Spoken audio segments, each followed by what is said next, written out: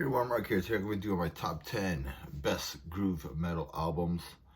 I got this shirt from Eddie from Realms of Metal. It's pretty cool. This reminds me of his show, Realms of Metal, and it's Eddie's favorite hockey team.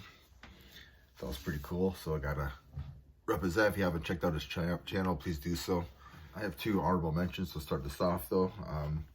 I have White Zombie, La Sexorcisto, Devil Music Volume 1. This came out on March 31st, 1992 through Griffin Records. Yeah, it's the band's third studio album. There's a lot of catchy, a lot of groove on this album. Very consistent album as well. The other album I'll mention I have here is Fear Factory, Demanufactured. This was released on March 3rd. 1995 on Roadrunner Records. It's just a classic album from these guys. It's Fear Factory's second release. Replica, really killer track on that album. So number 10, I have Pissing Razors, Fields of Disbelief. This was released on August 22nd, year 2000 on Razor Records. This band is from El Paso, Mexico. The lineup consisted of Eddie Gracia, Joe Rodriguez, Rick Valles, and Cesar Soto. This was the band's third studio album. I was really into these guys at the time, especially in the early, the late 90s and early 2000s. I was really into the groove metal sound and stuff like that. I still am. I still love the groove metal. And some killer tracks on this album is Between Heaven and Hell, the title track Fields of Disbelief, and the title 3. Yeah, this whole album just kicks ass though. If you haven't listened to Pissing Razors, please. Number 9, I have Overkill, Horoscope. Even though this is a thrash metal band, I think this album by Overkill has a lot of groove riffs and just groove beats on this album. It was released on September 3rd, 1991 on Atlantic Records. This was produced by Terry Date. Yeah, this is my favorite Overkill album. Coma's a killer song. Blood Money, Bare Bones album. Unfortunately, this is the last album with Bobby Gustafson on guitar. Number 8, I have Threat Signal, Under Reprisal. This was released in 2006 on Nuclear Blast. This is their debut album, and they're from Hamilton, Ontario, Canada. My drummer Matt McGuire, he got me into this band. We played a few shows with them. We did some recording with John Howard as well in his home studio a few times. Yeah, this was produced by Fear Factory's ex-bass player. My favorite track on this album is probably Rationalize. Is a really good track on here. Number 7, I have The Living Sacrifice, The Hammer Process. This is the band's 5th studio album, released on October 26, 2000 on Solid State Records. Yeah, this is Christian metal, groove metal from Little Rock, Arkansas. And they released like one badass album. Yeah, this album is just a headbanger. There's a lot of groove, a lot of off-time riffing and off-time elements on this. Yeah, Altered Life is probably my favorite track on this album. Number 6, I have Sepultura, Chaos AD. Yeah, man, this album has to be on here. Came out in 1993 on Roadrunner Records. Yeah, Max and Company made one kick-ass fun album. Yeah, Slave New World, a killer track. Chaos AD is another killer track. Biotech. I mean, this album is just full of killer tracks. It's a headbanger of an album. I have fun. Just one fun album. I love it.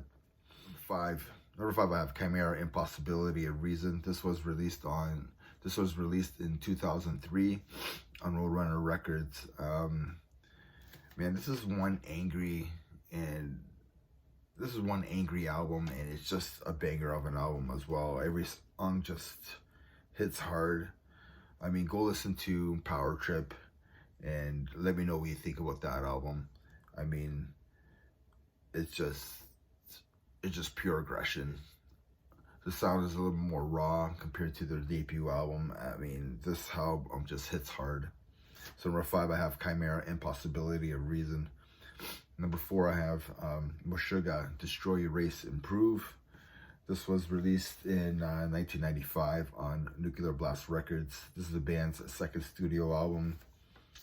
I always forget that this is their second studio album because it's so good and it's so mature, and it's a different sound from what was going on in 1995 or anything in the 90s.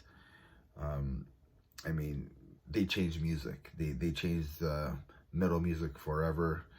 They created their own genre called djent, and I mean, but this is Meshuggah. The opening track, Future Breed Machine, Soul Burner, and Suffer in Truth. What an album! Is just an awesome album. So a lot of groove elements on here, a lot of off time Meshuggah riffs on here, and it just kicks ass. These next 3 are probably, for sure, they're in the top 10. They have to be. They're probably the top 3 groove metal albums of all time. So number 3, I have Lamb of God, Ashes of the Awake. And yeah, this is Lamb of God's 4th studio album, their first on a major label release.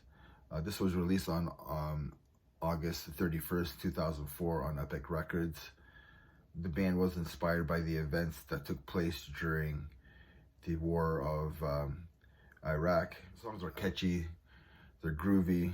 There's a lot of hooks compared to their previous releases, which was more like extreme metal, some a little bit of grind, I guess, a little bit of death metal, compared to this album, which was more, yeah, hookier, catchier, groovier. They pretty much stayed with this formula through after this record, like throughout the other records that they've released. There's a lot of standout tracks on here, like Laid to Rest, Now You Got Something to Die For, and The Faded Line. So number 3, I have Lamb of God, Ashes of the Awake. Number 2, I have Machine Head, Burn My Eyes. This is their debut album, released August 9th, 1994 on Roadrunner Records. Rob Flynn, who was the ex-guitarist for Violence, so himself and company, they released one hell of a debut album. They were supposed to be like the next Pantera. Like, this was the album that, and they have a great career. Like, Machine has an awesome career in metal. This was Roadrunner Records' best-selling debut album until Slipknot's Subtitle album. But yeah, there's a lot of killer tracks on here, but you got Dividend and Old, which really pack a punch. I still listen to this album quite often, and I just love putting it on. Fantastic album. And at number 1, if nobody has guessed it, I have Pantera, Vulgar Display of Power. This is the band's 6th studio album, released February 25th, 1992. I mean, this is the definition of groove metal. Many bands try to copy the sound and the playing on here, but they just failed. Every band, honestly, every band that I mentioned like on this list has some kind of element of Pantera, either playing wise or songwriting wise or sound wise. Yeah, we have like Mouth of War, A New Level, This Love, Hollow, and of course Walk. Yeah, in 2017, Rolling Stone magazine had this at number 10 on their list of the 100 greatest metal albums of all time. So number 10 on Roadrunner. So number 10 on Rolling Stones magazine's Great 100, and yeah, it deserves to be there. So that's my top 10 albums of groove metal. Let me know what you think. Please comment, like, subscribe to my channel. I want to hit 400 subscribers, and I'll have some kind of contest. Thank you for watching, everybody, and remember, metal never dies. Cheers. Support Realms of Metal as well. Cheers, guys.